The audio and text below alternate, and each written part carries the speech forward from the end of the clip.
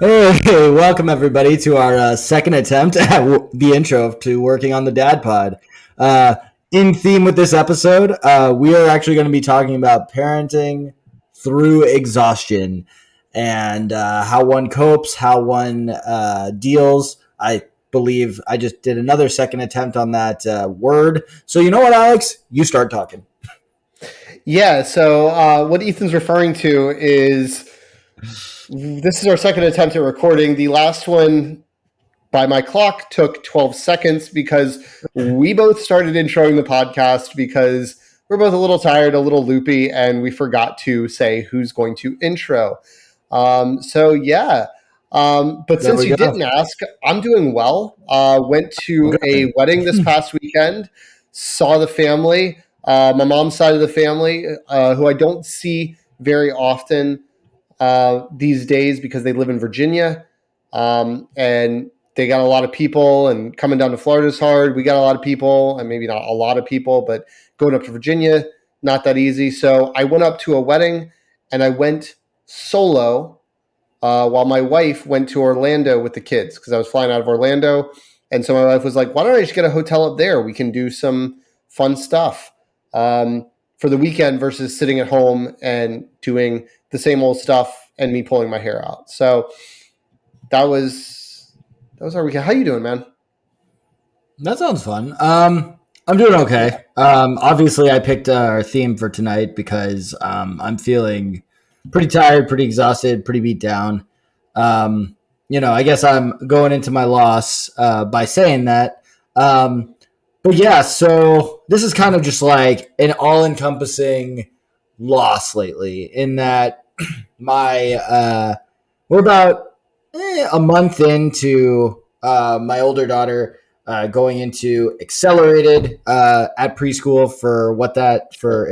If you're new to our podcast, my daughter hasn't napped at preschool in about 2 years. I'd say 20 minutes cumulatively. So for the non-nappers, they go to accelerated, where they work on math and literacy.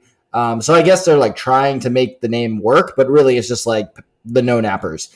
And Yeah, the well, it transition of accelerates the money out of your wallet. So it does. It does. It adds $200 a month for her to not sleep. So it's great. But where we're, what they, don't really tell you, and we should have like figured it out beforehand, was that even though she wasn't napping, that time where everyone else in the class was, and she's like forced to like lay down, um, clearly was having some kind of impact because now, by the time she gets home, her like difficult witching hour crashing point is just so yeah, much more felt. And I mentioned the last time we recorded, she has started lying, where she'll say like, "Oh, mommy, daddy said I could do this," after I said no, or she'll say she already did something when she didn't, and that's been frustrating. And then if you're a really old listener from back in our beginning, where I talked about our issues with potty training in her, where she's 99% of the way there, but she like just won't poop in the potty. We're still dealing with that. And, the older she's getting, she's got different reasons for articulating why she is not pooping in the potty. And gotcha. so she has said like she doesn't know how to do it. She doesn't know how to make her body poop when sitting. So I had what I'm going to call the brilliant idea tonight to say, okay, well, instead of standing in a diaper in your poop corner, I'm just going to make you stand over the potty without a diaper and literally poop into the potty because you said that you could do it standing. So I held her hand. She screamed. She cried. She told me that I'm not her best friend, that this is her boundary. And, ultimately she pooped in the diaper. And after my wife and I switched and I rocked the the 1-year-old to sleep, which took a couple of attempts with a lot of hitting in the face. So, so that's my big L in my introduction to exhaustion. And then I'll just say my win and kick it to you, Alex, for your stuff.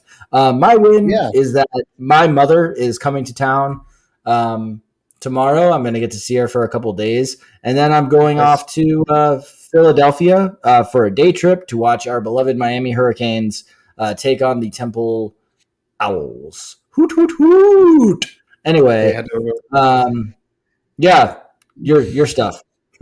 Yeah, well, it's exciting when a grandparent comes to town.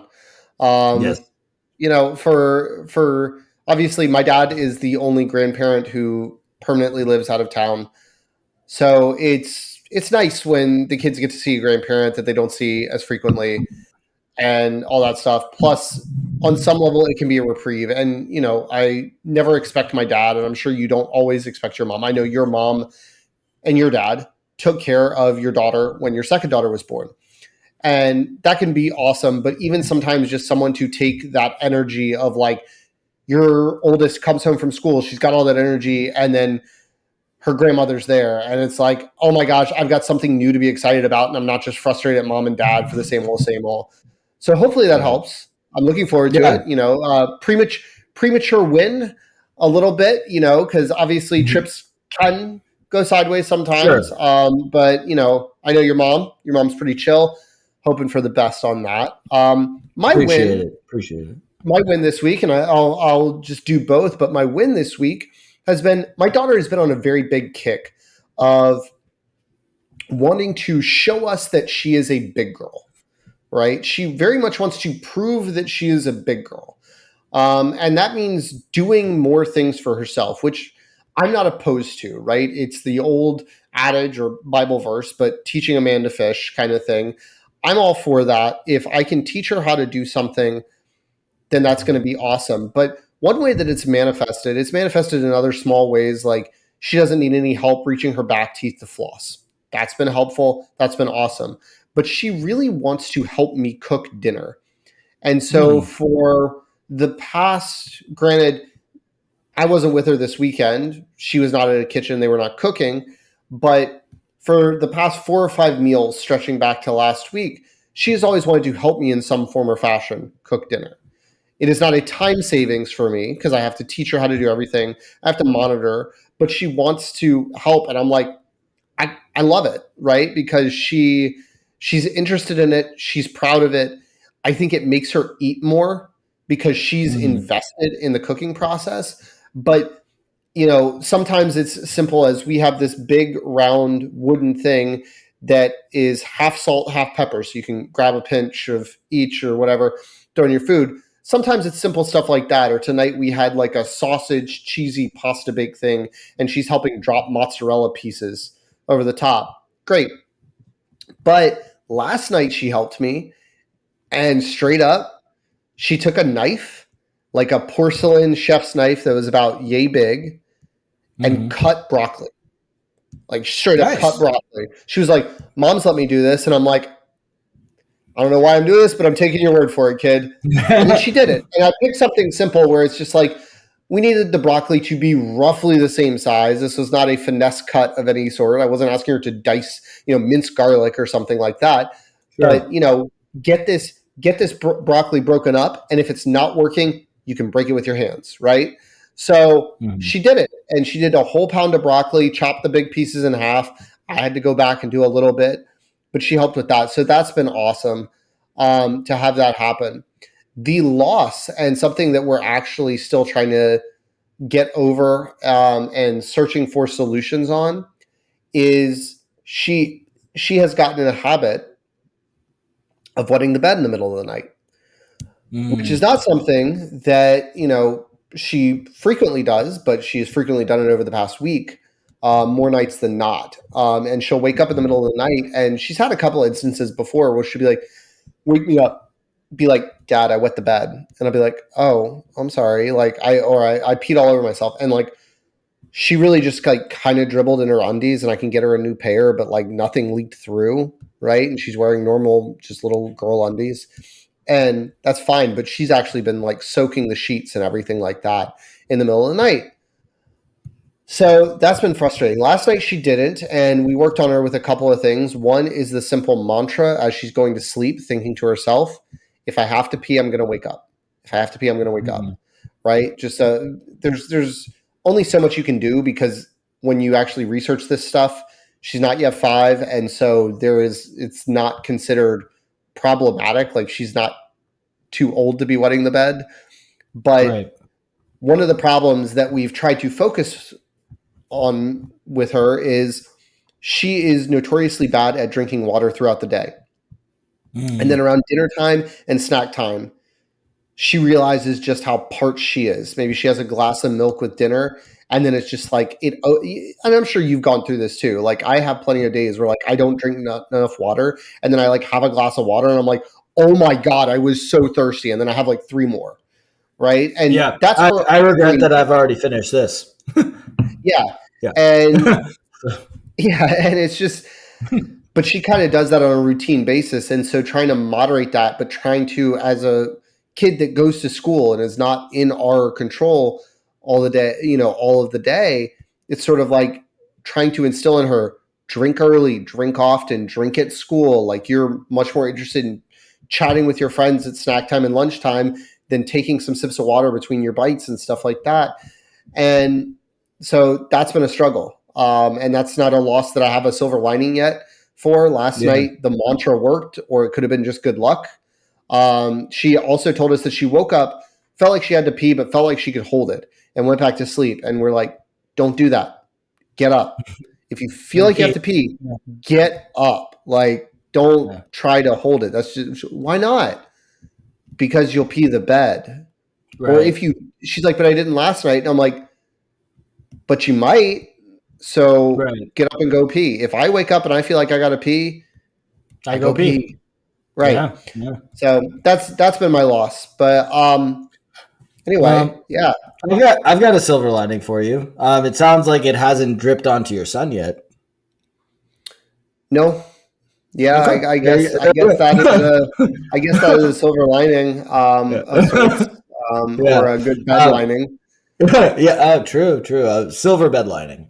Yeah, there we And go. on the cooking stuff, that's great. Love hearing that. Our daughter is, especially on Wednesdays, since that's usually my day in the office. My wife and my older daughter always do make pancakes for dinner on Wednesdays. That just has become a Nice. thing. Daddy goes to the office. Sure. We make pancakes, and she does the whole thing from like grabbing all of the like bowls and points to if she can't reach it, the stuff she needs. She even grabs the eggs and the milk, and she does the mixing. And on occasion, she'll like pop it onto the um, the griddle. There you go. But yeah, so like my daughter loves cooking too, and that's I always said, what if we limited screen time only to sports and the Food Network? So maybe it's Yeah. working. Maybe Maybe. I'm going to get Maybe. an athletic chef to get me through the next 10 years. That's my goal. Yeah, yeah. I told my wife, I was like, if we keep this up and I can instill some skills, some better knife skills, good knife safety, can teach her sauteing, browning, how to check a temperature, how to read. I'm like, we can get to a point by the time she's like 6 that I just go, get in there and make me dinner. You That's know, right. I but love that, man. Pretty soon she'll be on Top Chef Junior. really the goal I'm going for here, the goal I'm going Mhm. for is whenever she decides, it hasn't happened yet, and I'm totally grateful for it. But whenever the day comes, because she's scrambled eggs before, she's helped mix pancakes. But whenever the day Mhm. comes that she decides for a Mother's Day, a Father's Day, or a birthday that she wants to surprise us with breakfast in bed, I'm just trying to make that not like the world's crappiest scrambled eggs with like shells in them that are kind of like watery and like, Sure, make sure. it if everything can be cooked, that's gonna be the best Father's Day present you can give me in that Nice. particular scenario. So that's what I'm hoping for. And I like that. Next time I talk to her, I'll make sure to drop that bit of little nugget of knowledge that Yeah, it's I'm like sure she'll work towards. 9 months before Father's Day. I'm sure she'll remember it. Yep, we'll do it. We'll do So, it. yeah, All right, so let's get into the thick of things. So, as I've been sitting here thinking about this topic, exhaustion, lack of energy, dealing with that while parenting, I realized a lot of it is that, or a good chunk of why I'm feeling this way right now is that I'm out of my rhythm. Um, we are recording on a Tuesday. tonight, and I mentioned how Wednesdays is normally my day in the office. Right. I and my wife normally works on Saturdays. My knowing that I really wanted to go to Philadelphia this weekend to watch our Miami Hurricanes play, my wife did a shift switch. So she is not working Saturday, but that meant that she had to work Monday yesterday. Mm-hmm. So I had to so when that happens, it just means I get the girls to school solo on Monday. Normally wouldn't have been a problem, but yesterday and today, I had to be on site as management, and I had a speaking role in yesterday's event in particular. And the event started at 8:30. That is normally a perfectly fine time to expect one to be at the office. Yeah. However, you know, that is much easier to do when my office is my desk at home and I am just doing drop off. But when it's drop off, metro, which in my case requires a transfer, um, it at my desk by 8:30, it's a little more difficult. And on Wednesdays, we're kind of in this rhythm, but having to do it yesterday and today, and losing a lot of sleep because of it, in addition to the fact that we're in, a stretch where our 1 year old is not sleeping through the night and she's taking longer and longer to go to sleep. And I already mentioned how much more of a pain nighttime has become in just getting like a start going, getting our stuff started with my older daughter, that sleep is not at a premium. And I am kind of losing it.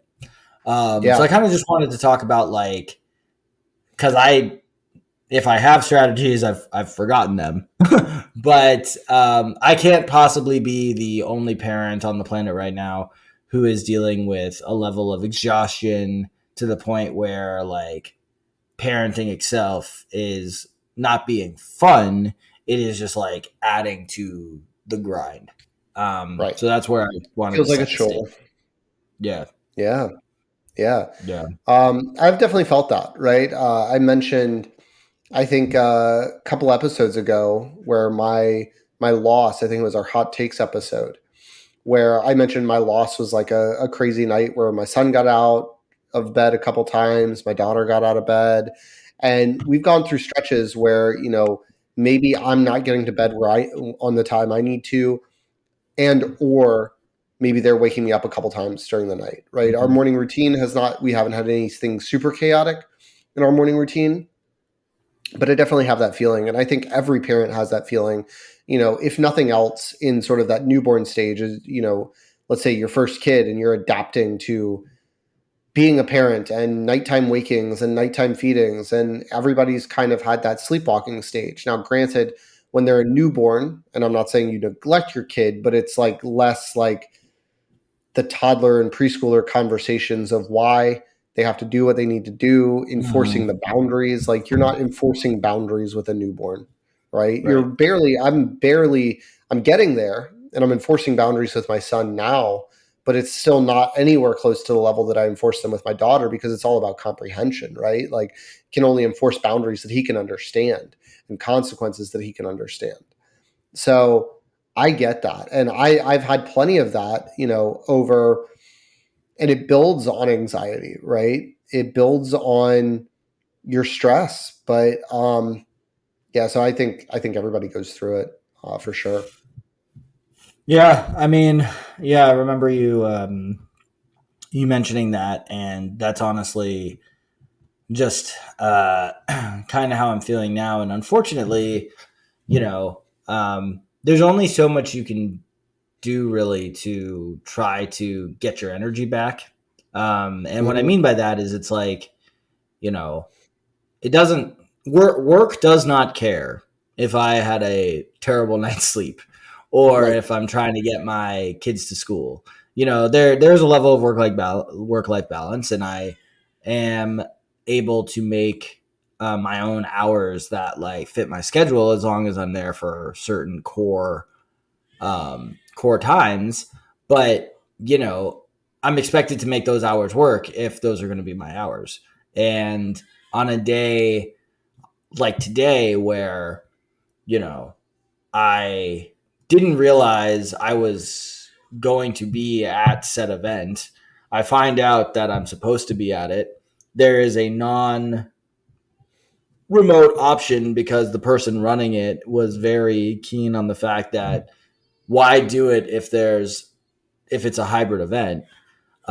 So I just kind of had to deal. Luckily, my wife was able to um, take put in a couple hours of leave this morning, so I wasn't responsible for drop off. But still, to Yeah. make sure I got there on time, so as to not walk in late as a member of management, it was a hustle, like running Yeah. to catch trains and like um, just not really understanding how, like, just the timing of it all. And, you know, staying up way too late last night, even though like I fell asleep relatively early, it's like um, I was like, it wasn't good sleep because I kept thinking about having to like wake up and making sure I was on time, to the point where Hmm. like I woke up a couple times and, it's like my alarm's not going off for 5 hours, right? So it's like, you know, even when I do everything I'm supposed to do to like get to sleep, um, Yeah. either the kid wakes up, I wake up, or the other kid wakes up, or I wake up because I'm in my own head. Um, and then, Yeah. Yeah. sometimes like we're trying to teach your daughter, sometimes I wake up because I just got to pee. So I have to get up and pee Yeah. and hope that Yeah. I'm not peeing too long where I'm awake too long. The window is tight.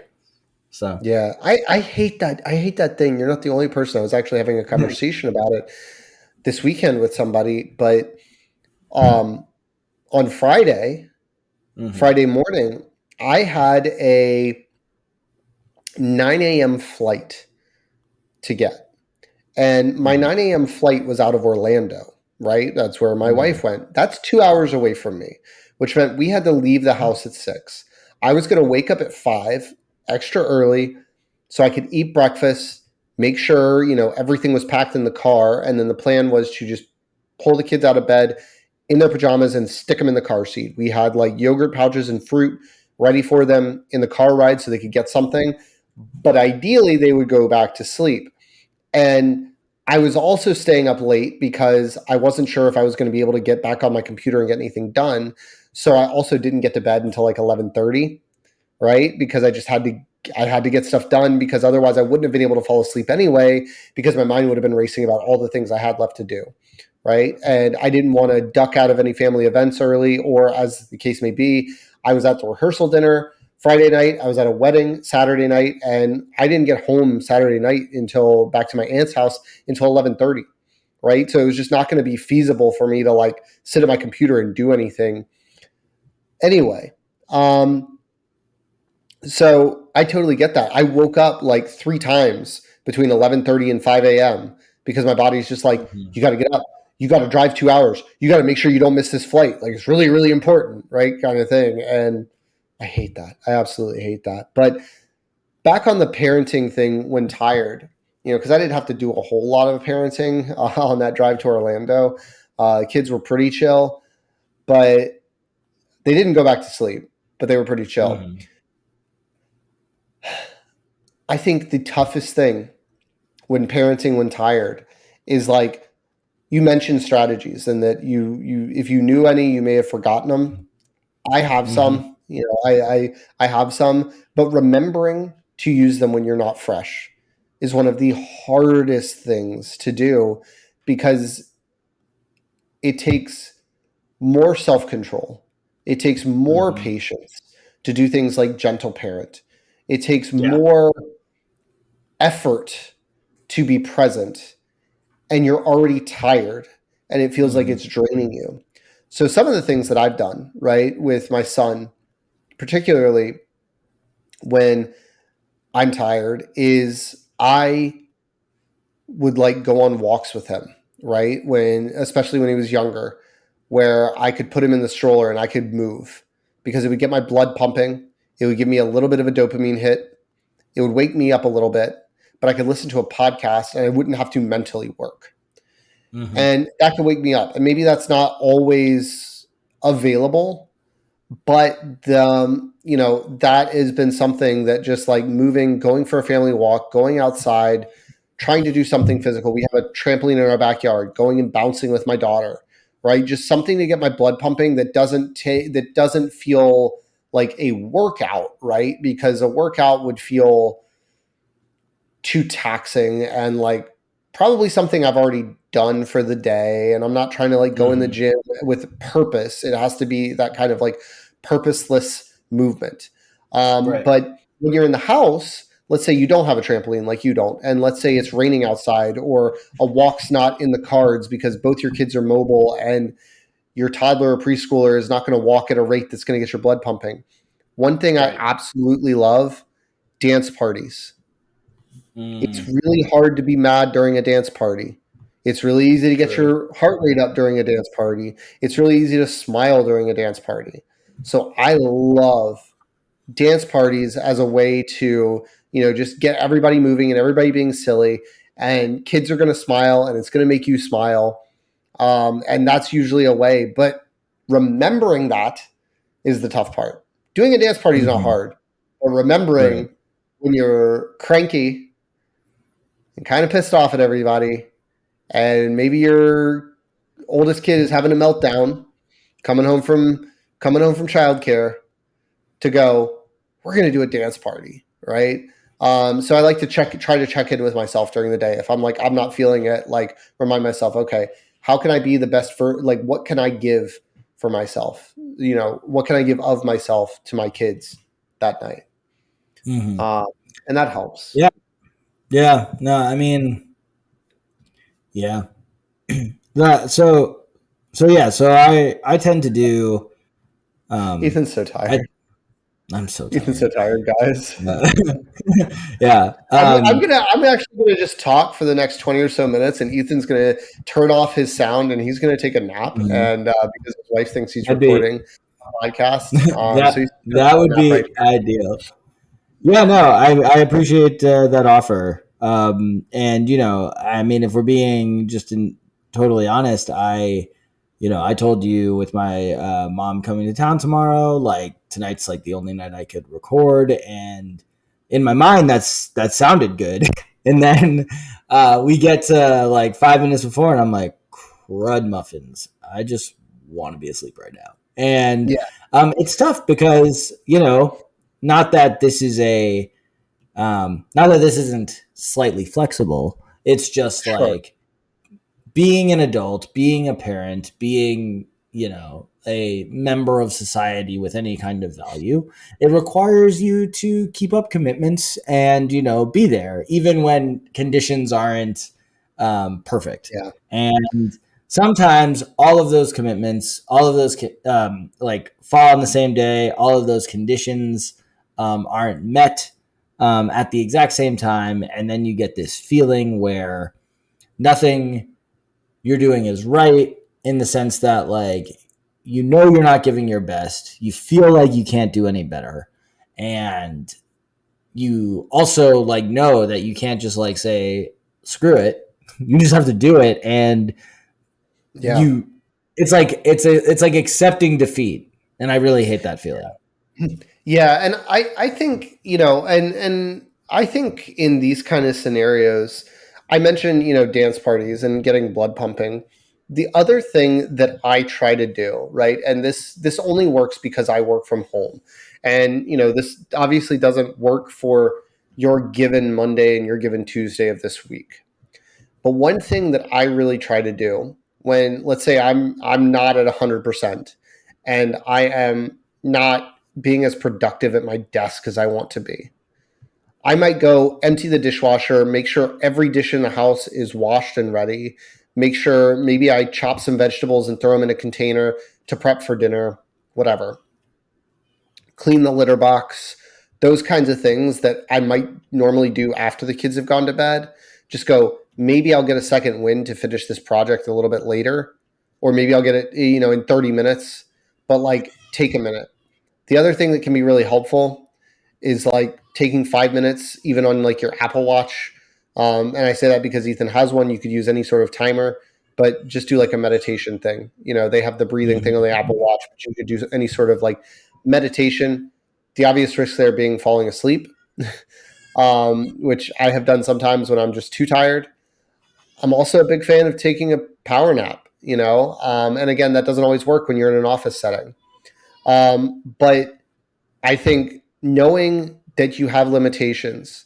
The last thing I'd say that I also do sometimes is, like that might be a night where I have like maybe we always tend to have like one or two quick meals, right? Like, so it might be like, okay, tonight we're doing grilled cheese and tomato soup, or tonight we're doing turkey sandwiches, and we're just not doing the thing that I prepared the plan to cook because that's too much effort. So we're going to do something lower key where maybe you get takeout, like, something that's just easier to take that, no pun intended, off my plate, right? Mm-hmm.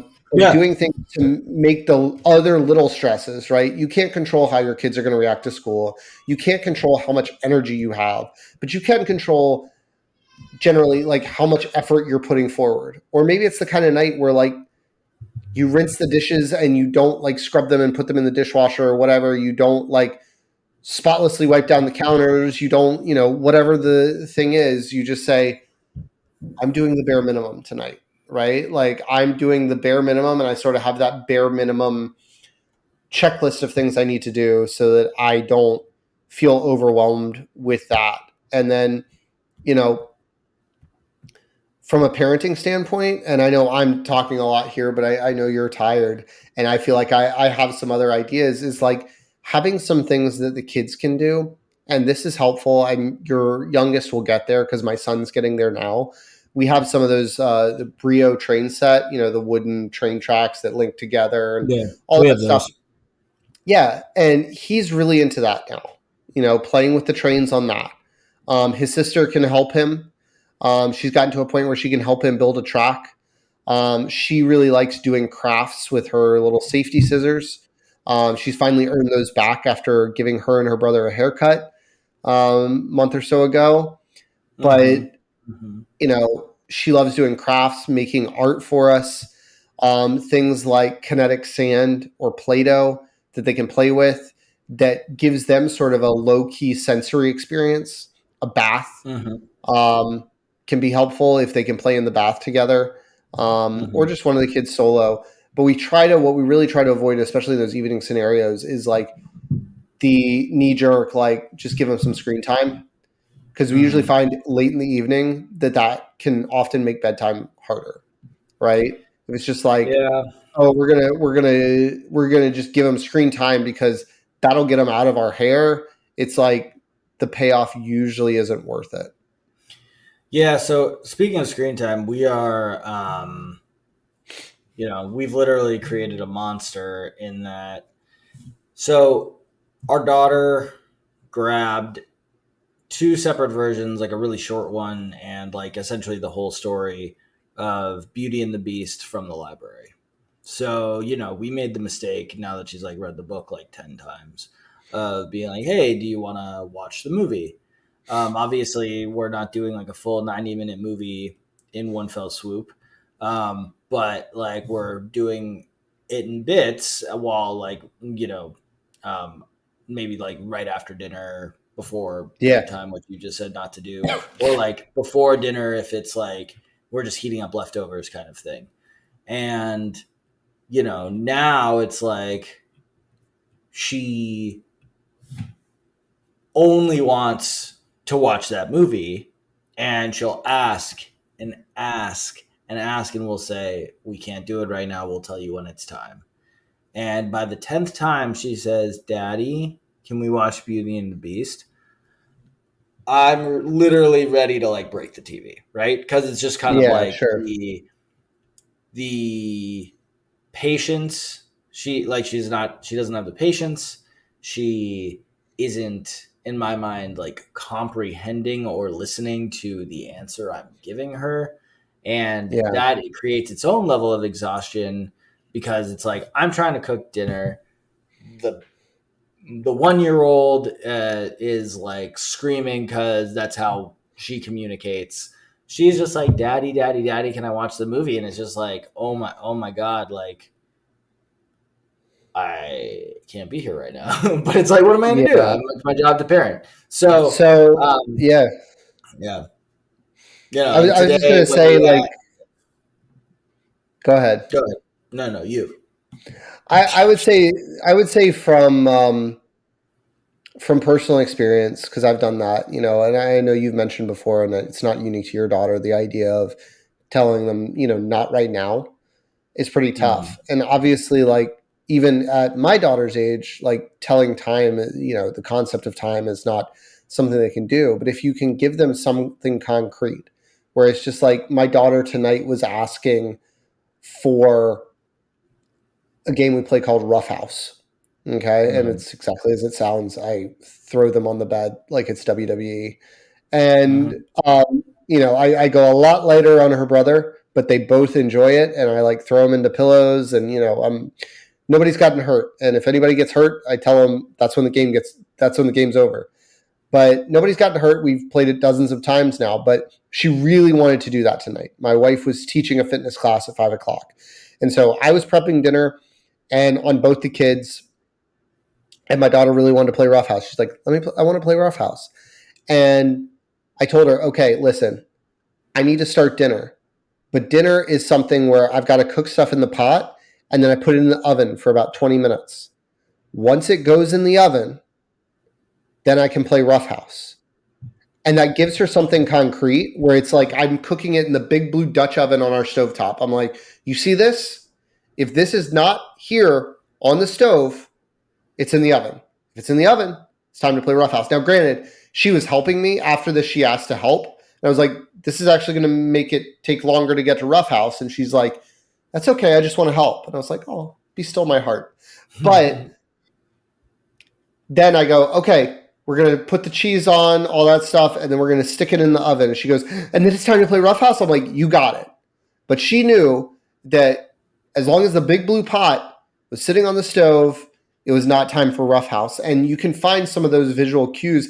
It can even be if you have a large digital clock, right? Like, Mm-hmm. say the number has to be 7. The first number has to be 7, right? Let's say you're not going to do it before 7 o'clock, or you're not going to do it before 6:30. It's like, this has to be 6, this has to be 3, if your daughter knows her numbers. Mm-hmm. Or, but I found that telling her exactly what needs to happen before I can do the thing that she wants me to do has actually been helpful instead of not right now, because it Yeah, actually no. gives her something to recognize and say, okay, like, please. And I will also say, okay, this is what it's going to take for you to get it. This is what we have to do. Sometimes it's things she has to do. Like, you have to clean all this up, right? That you previously were playing with before we do the other thing you want to do. Yep. But I say also, and I set the boundary, and I'm okay being the bad guy and sticking to it. I'm like, this is what needs to happen. I'll give you gentle reminders, but if you're going to keep coming and asking me, you're not going to get it. Like, I don't want you to Yep. keep asking me, and you're not going to get it if you keep asking me. And And so that setting those firm boundaries reduce that stress, because I know, just like you, that I will get to a breaking point. yep. And I've done both those things.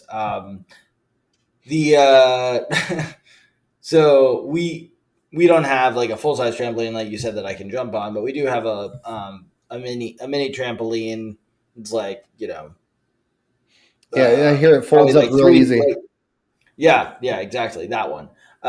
So I'll sometimes be like, all right, you know what? And she'll say, I want to do this, and I'll say, okay, I need a couple minutes, so why don't you go and do 20 jumps and then come back?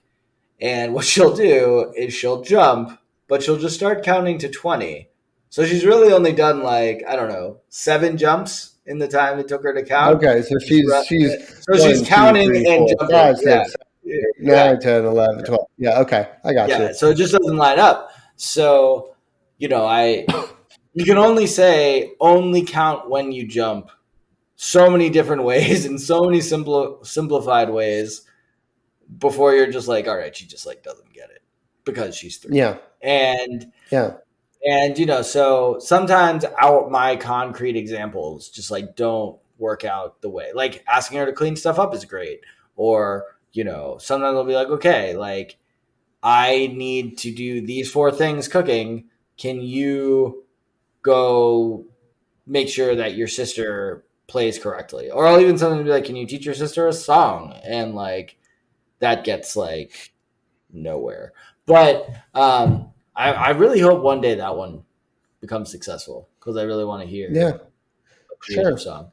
Um, but anyway, it's like all of these things together when are like tough enough dealing with Right. a um, two kids at the current ages that we both have them.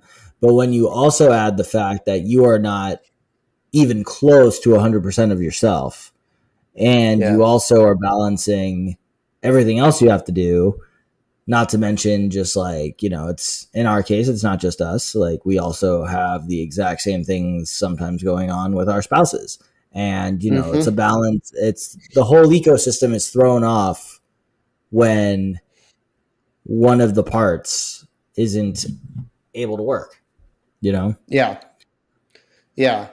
So, yeah, and I hear that. And like when it comes to, the spouse thing, that was the next thing I was going to say. I think communicating with your spouse, and I mentioned this in like Time for Yourself episode, I think, but like even just like Mm-hmm. grabbing 5 minutes, right? Saying, I Yeah. need 5 minutes and like actually doing something restorative, whether that's doing a meditation and maybe that's too frou frou and maybe that's too, you know, I don't know, like not your alley, but like listening to a song or reading a chapter of a book or something quick, that would be something that you know communicating with your spouse that you don't have it. And I've seen this methodology that people have put out. I haven't practiced this exact thing. I think my wife and I sort of do this intuitively, but spouses will come and they'll say, like one spouse comes in and goes, "Hey, I've got like each spouse brings in 50% to a relationship, to a given scenario, right? Where they'll say they check in with each other and they say, how what percentage are you at today?" And maybe one says 30 and the other says, "Okay, I got your 70." Right? Like I got the 70 to make you up. Or one says 30 and the other says, "I'm at 32." Like then you figure out how you're going to get through the rest of the evening without, Mhm. you know, killing each other or your kids, so to speak. And so I think checking in with your spouse and saying, "Hey, I'm tired, I'm stressed," and being honest about that instead of necessarily just trying to push forward with the same old, saying, "Okay, what can we do? We've got tortillas, we've got cheese, it's a quesadilla night." Like thinking up quick and easy solutions to that of like, okay, what can we do with the girls, the kids, what have you, of like, okay, my wife will sometimes take a bath with the kids, right? So I know they're supervised, and it's like I can feel less anxious about the mess in the house because I can clean or I can prep dinner uninterrupted, or I can set up the kids for with magna tiles or Brio trains or something that I know they can both play with. But I think using your partner as that resource so that you guys can brainstorm and then doing it, doing the initial sort of brainstorm before it's time, right? Mhm. Pre-planning, game planning, right? So that you have like a list and you're brainstorming things that you can do so that you're not in your tired state, you're not in your frustrated state, you're not in that sense of urgency to try and come up with things. And it's like, okay, let's have a list. And it can just be like a shared note on your phone or, post it on the side of the fridge or something like that. That's just like your go-to so that once again, you can relieve that mental effort because adding the mental effort into all the other things, like I can't stress that enough. Like, I'm not saying I always nail it and I always nail tired parenting, but I feel like I do a lot better when like I recognize that I'm tired and I have an action plan from beforehand of how to deal with it. Or I take something like my metro ride to go, okay, I'm tired. And instead of just wallowing, like I don't have a metro ride, but like if I'm driving somewhere, right, going to pick up the kids, even to daycare, even though it's only like 5 minutes, it's like, okay, I don't have everything I need today. Like, let me just give myself some affirmations. Let me remind myself that I'm tired. Let me remind myself that it's not the kid's fault, or even if it is, they didn't like knowingly like keep me up all night, right? Mhm. So it's not their fault. And like I just try to, that first step of like acknowledging you have a problem seems like a tried and true method. And then knowing sort of how you're going to react to those situations and like, okay, I am going to be extra aware of my tone. And with my oldest, I can straight up tell her sometimes, like, hey, I've had a pretty frustrating day. It's not your fault. You didn't do anything. But like, I really don't feel like playing with you. If you can think of something else besides this, besides maybe roughhouse, maybe I'm tired and I'm just sore or whatever, like, I can't play roughhouse. If there's something else you want to do, I'm happy to do that. I'm happy to think of it, but please don't take this as me not wanting to play with you. It's just I can't do that today. I can't do Mhm. that right. And she's actually getting better. So I'll also say that kids will start to understand as long as you're honest with them and not like, dad's too tired, go away. Right? Like that doesn't work. Yeah. When I will So say, I do the same thing. I'm probably not as I probably don't do as well on the action plans as what you described. But with regard to just like honesty and like telling my kids how they're feeling and my partner and like trying to change up the labor loads for my wife and I when either of us is feeling that way. We're both pretty good at that. It's just sometimes best laid plans and sure. no matter how much you try to mitigate the damage, like tonight, I mean, uh, once dinner ended, um, the girls and my wife were just like, they were just playing. And I was like, okay, I'm going to do the best I can to try to get as much done so that after I'm recording with Alex, I don't really have anything else to do. Yeah. And my baby, the 1 year old, like walked up the stairs. My wife saw her do that, wasn't concerned. She came into the kitchen. I noticed her. Great, whatever. Looked back. She was playing. She was fine, like dicking around with a can of peas or something. And then, I turned around again, like mid dishwashing, which like I was actually in like a moment of zen. Things were going. Um, Sure. she grabbed a mousetrap, and I like throw the like um, sponge, and I'm like, oh no, and I like run, and then my wife heard me like yell, and then she came in, and now like my heart's racing, like because I didn't want her to like eat the like mouse poison or yeah, and then I like then I had then there was like a little bit of mess, so like I like pivoted from dishwashing to vacuuming, and before you know it, it was time to go to bedtime, and I didn't feel like I accomplished what I needed to accomplish, and that there's more Yeah. to do the moment you and I close this recording window, and Yeah. so even when I try to take advantage of the gift of time, it's tonight was it just wasn't my night. So Yeah. Yeah. And I think that's accepting that sometimes you're not going to have your A game. Like yeah. all the things that I had mentioned, talking with your partner, having an action plan, taking 5 minutes for yourself, getting your blood pumping, doing a dance party, like all these things are nice. They're band-aids. They're not Mhm. like like the only solution is sleep, really. Mhm. Sleep or like, therapy or meditation, getting your mind right and getting your body right. And or whatever. I go back to meditation, and I got to tell you, dear listener, like I do not meditate nearly as much as I've made it seem like in the 50 minutes that we've been recording. But I know it's a good idea.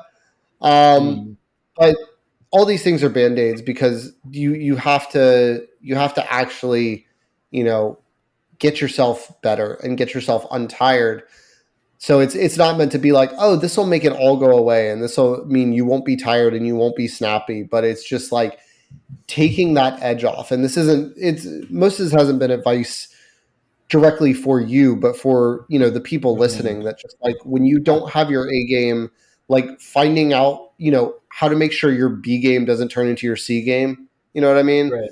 Yep. So that you're still bringing that B game. And that's really it, because there is no magic bullet for that, because you do have those moments you're tired, your head's not in the game, and like the mousetrap scenario I had probably sometime last week.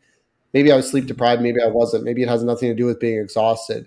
But I routinely just have my chef's knife there, when I'm prepping dinner, and then maybe I wash something and I leave it sitting there on the cutting board. And my son is very tall, and he just pulled that 9-inch chef's knife right off the counter, was waving it like Chucky.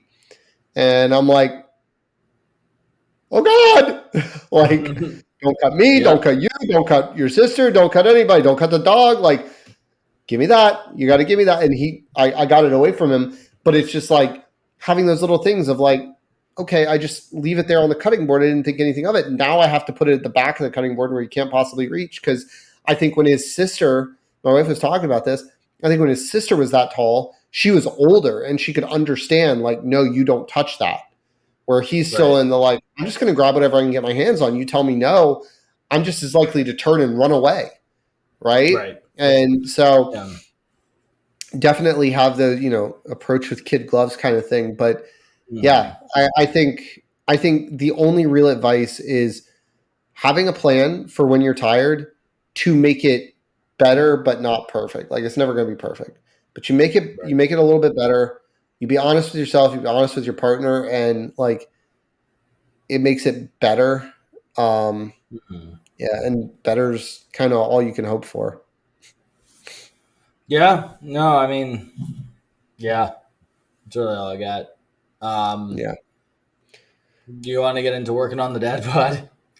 yeah. Let's do that so you can get some sleep, man. Yeah. Okay, so last week we recorded on a day, and that day I think it was Tuesday as was well. was it Tuesday? Okay. Yeah, So it's been a week. okay, yeah, so all right. I had a week of fluctuation, but when we last recorded, I was 189.4. Tonight, before we recorded, I was 190.2. All Um, right, getting them yeah, gains. so yeah, went the wrong way. Not feeling good about it. But TBH, I had a friend from back home in town, and there's a little bit of alcohol in that weight. Yeah, that happens, and I will also Yeah. say, like accounting for some fluctuations too. Cortisol, the stress hormone, right? Like if Mhm. you've been super stressed and a lot of things are going on, like especially over time, like I don't think it's gonna, have some acute spike in your weight, but it can lead to fat retention, right? Can lead to you eating more, even sort of subconsciously, like slightly bigger Yeah. portions, or needing an extra drink or two to just sort of calm the anxiety and the nerves and all that stuff. So I get that. I get that. For me, um, I last week I was 184. This week I am 183. I've actually hit the point zero on the nose both times. So I lost a pound this week. And I was, I'm happy about that, full stop.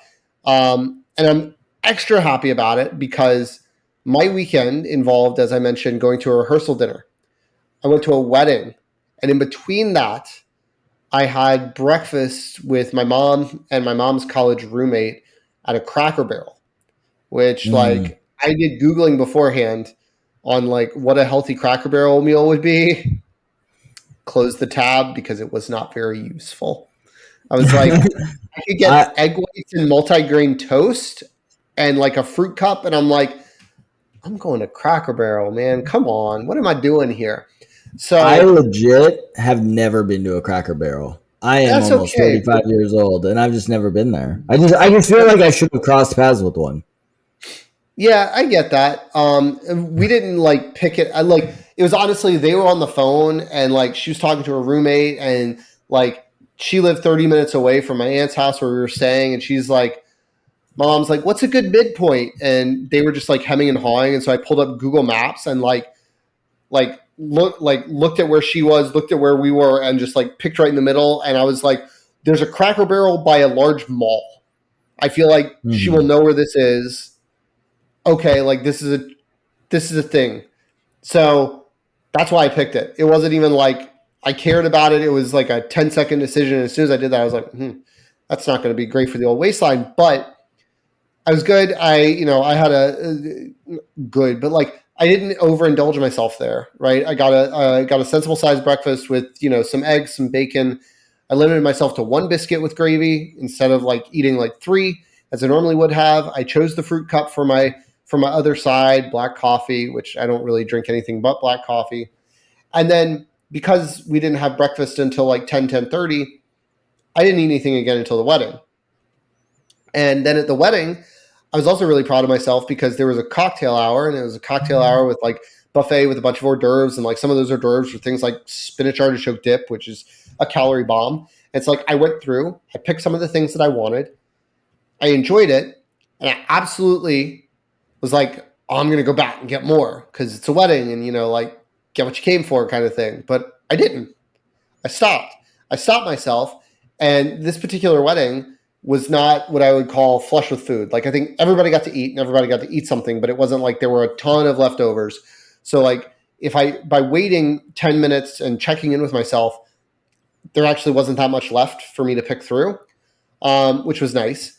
I was also the designated driver for our group. So I was there for about 5 hours. I had two beers, so it didn't I didn't like go crazy on the alcohol, which is usually where a lot of calories could go at a wedding. And so yeah, and then like the dessert table was actually like finger foods, so it was like small little brownies and like lemon stuffed strawberries, and like so I got like two or three things, satisfied my sweet craving. I wasn't like pigging out on a giant slice of wedding cake or anything.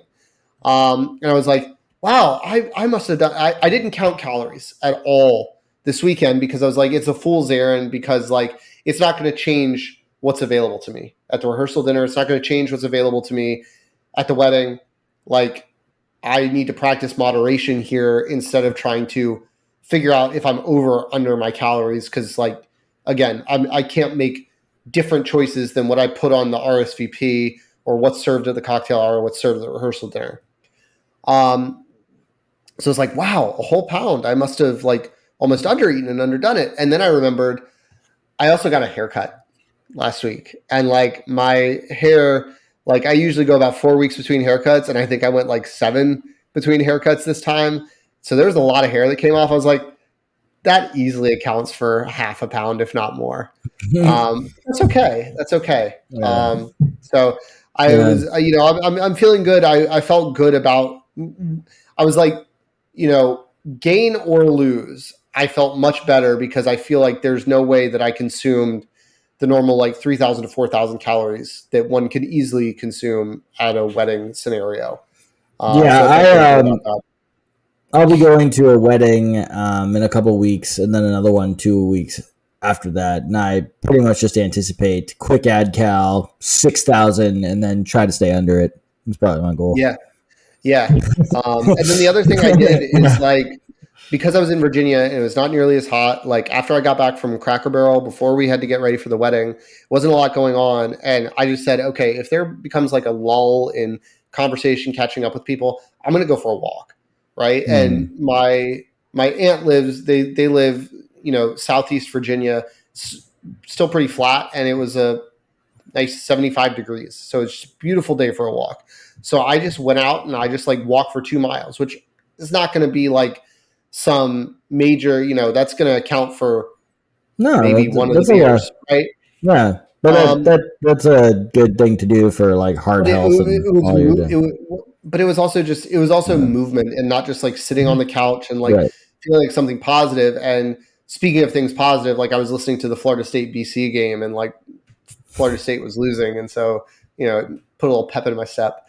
But it was it was a good week for me on that. But anyway, nice. Yeah.